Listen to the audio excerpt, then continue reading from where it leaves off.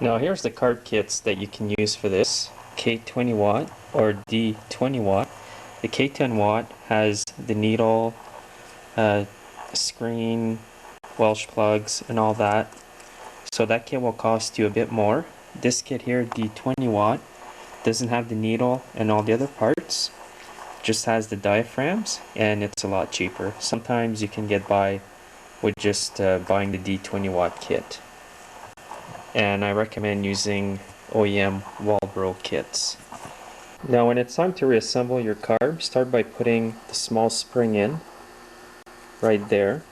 You can have the screw here partly screwed in just to get it started. Now you want to have your metering lever with the pin needle in like that, and the spring here has to go under this notch here on the metering lever.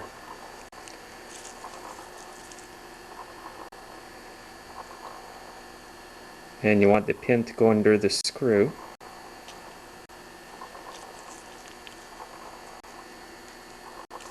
Once you've got it in like that, tighten up the screw right away.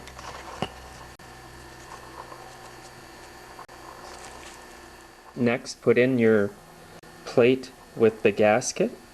Put in a new gasket there, if the older one's no good. And the 2 screws.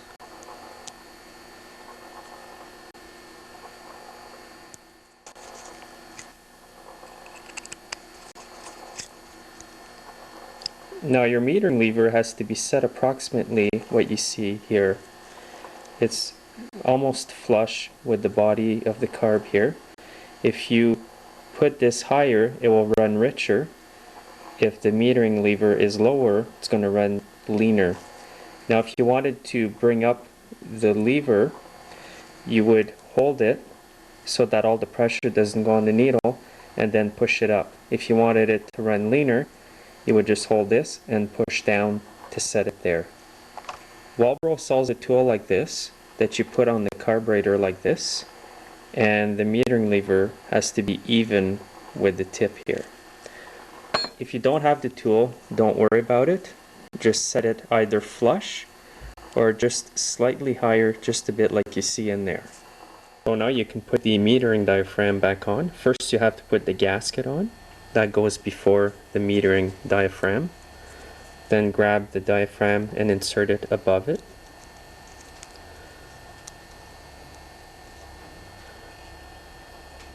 And next on this carburetor, you have to insert this part. Just like that. Now these parts here only fit one way because of the grooves, so don't worry about getting it on the wrong way.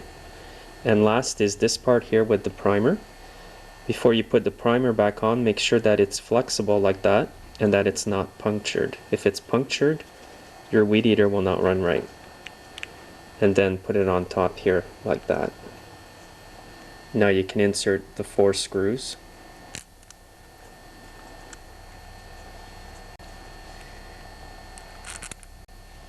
And tighten the cover up evenly. So just crisscross.